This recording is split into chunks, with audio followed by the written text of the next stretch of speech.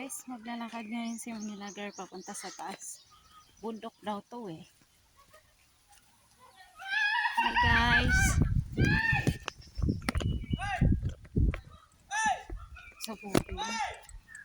Ay nako. May isang tao doon sigaw ng sigaw. Sa buhay mo.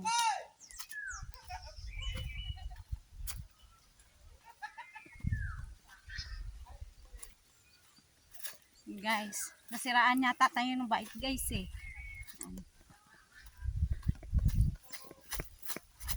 Takbuhin natin ang bundok.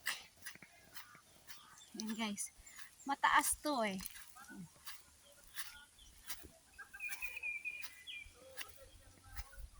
Yan o. Ang taas ng bundok.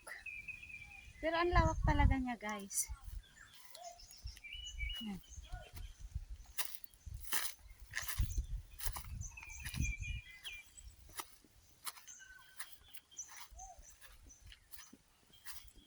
Ganito ang kalawak ng lupain ng kaibigan ko. Yan guys oh. Nakakahinga lang guys. Sobra. Hingal na hingal.